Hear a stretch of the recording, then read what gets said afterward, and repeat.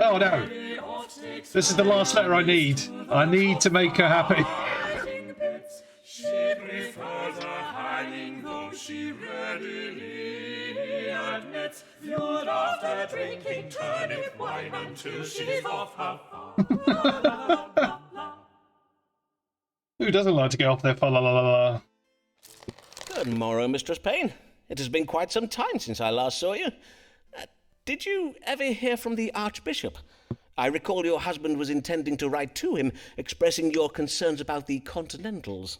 Aye, we did write, but he never replied. Shocking. Not that I am surprised, mind you, as they do say that Archbishop Whitgift is a very idle man. He doesn't like you. Not to speak of the unsavoury goings-on within the walls of Lambeth Palace. They say that in the great dining hall the Archbishop and his guests do feast and carouse from dusk till dawn, and 'tis said that in some of the palace rooms they indulge in fornication and sodomitical sins. Verily, indeed. Then, doubtless that leaves him very little time to reply to every... Truly, methinks being surrounded by such decadence and corruption of the flesh is likely to have made the Archbishop very hard. Aye, bearing witness to so much vice Sure will make did. a man very hard indeed. Hard, Dr. Forman? Insensible to the needs and difficulties of ordinary folk such as you and I. Verily, I do not course. wonder that such a hard man gave me no satisfaction. Which is why I am come to you this day, Dr. Forman. Something did trouble me last night, and I would have you tell me what it might have been. I will if I can, madam. Prithee, describe it to me. Well, at first was the noise of a boat that did awaken me. I got up out of bed and went to the window to see what was. As you know, on 4th Street we are right by the banks of the Thames. In the moonlight, I could just make out a ferry crossing the river, loaded up with large barrels. And you thought it suspicious? Aye, indeed, for the hour was very late and the boat's lamp was not lit.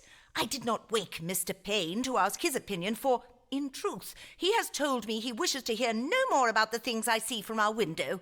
So, I am come to you, for I can have no rest until I know who those men were and what they were doing. Who knows what foul deeds may be afoot in Lambeth Town?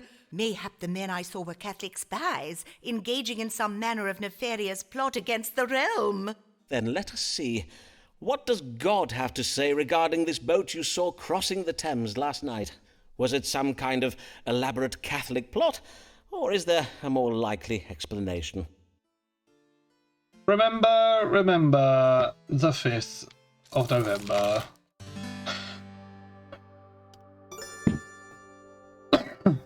I knew it rang a bell. I knew Sir Walter Raleigh was linked to the gunpowder plot in some way. Mistress Payne is unpleasant and delusional. No.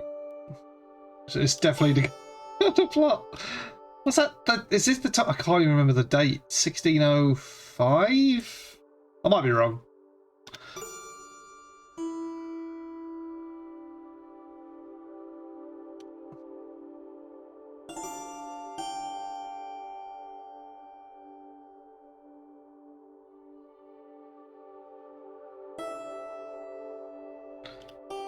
Ambitions of disloyal Artane forces. Yes, it's that one. You did well to come to me, Mistress Payne. The stars confirm that the events you witnessed last night do indeed portend of doings of a most foul and sinister nature. I will pass your information on to one of my querents, whom I may not name, but who is a member of Her Majesty's Secret Service and reports directly to Her Majesty's Privy Council. I knew I could rely upon you, Dr. Forman. You and I doing such important work together. We make quite the team, do we not? Give me I a would letter. not say that precisely. Do not be falsely modest, Dr. Forman. False modesty is naught but the sin of vanity in disguise. Now, I must to home hasten to tell my neighbours. Forsooth, I must warn them of this grave threat and bid them keep a watchful eye on our local Catholics. Blessed day, Dr. Forman. Give me a letter. Oh, she's got one more to go. Oh, come on! Hear ye, hear ye! Catholic terror plot to blow up Parliament foiled! Gunpowder barrels discovered in cellar! Hear ye! Disturbing reports just in from Westminster that barrels of gunpowder were discovered in a cellar underneath the Houses of Parliament late last night. Sources indicate that this gunpowder plot was a Catholic conspiracy led by Robert Catesby, which it was, and assisted by a continental named Guido Fawkes. I knew it rang a bell. 'Tis well to jest at Mary Pain, 'tis well to sneer and mock, until her views become the norm, then 'twill be quite a shock. But for now let's laugh at her and how her niece laughs.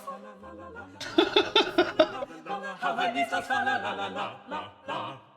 She's Catholic, it was a Catholic plot. Good day, Mistress Payne. You seem in good cheer.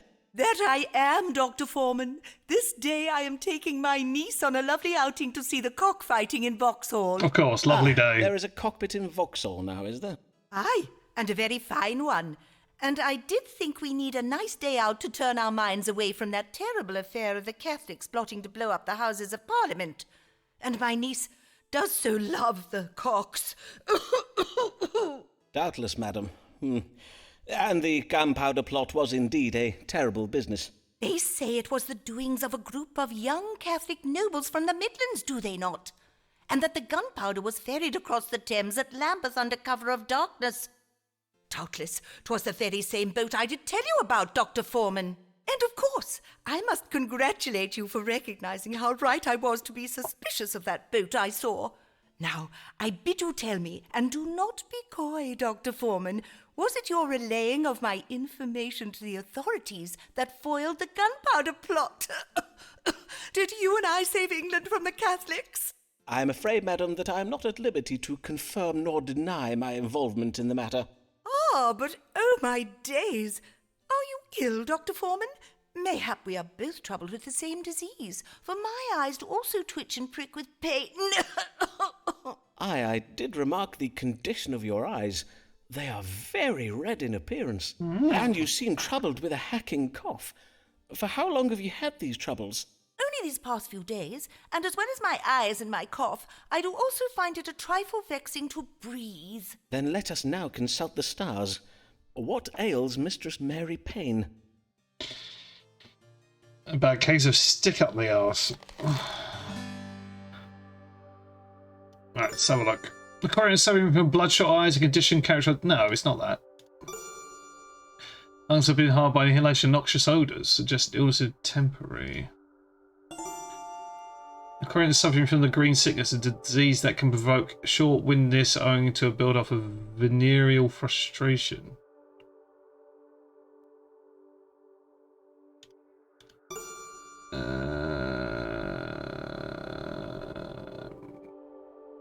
Noxious odours? What's she been doing?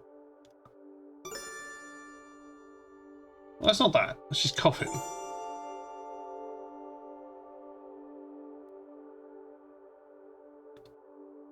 I'll go with that one.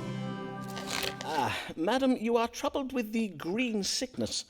According to my medical reference, 'tis a rather unusual malady, occasioned by the accumulation of venereal frustrations that have not been evacuated from the body. Ah, yes, this would cause the breathing problems you now seem to be experiencing, and as well as the alarming pallor you appear to be developing on your face. Now, it says here that treatment may be obtained by partaking of carnal pleasures from either...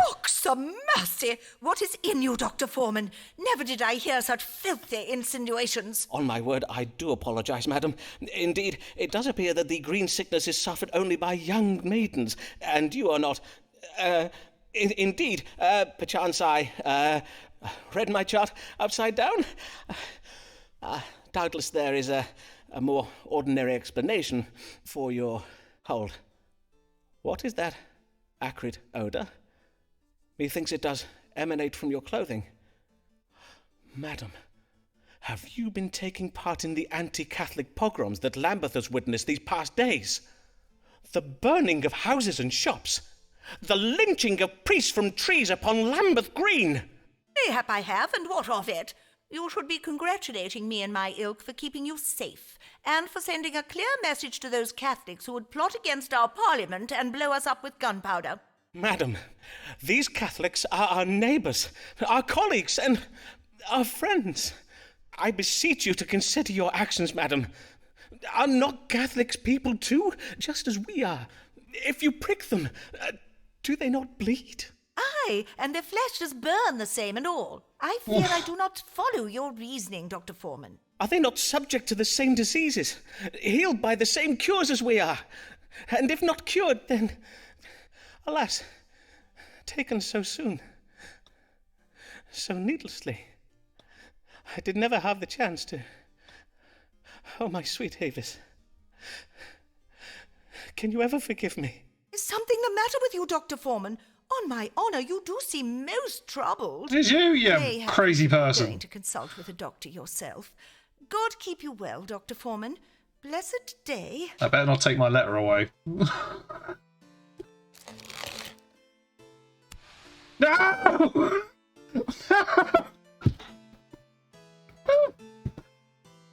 Oh! Hear ye! Hear ye!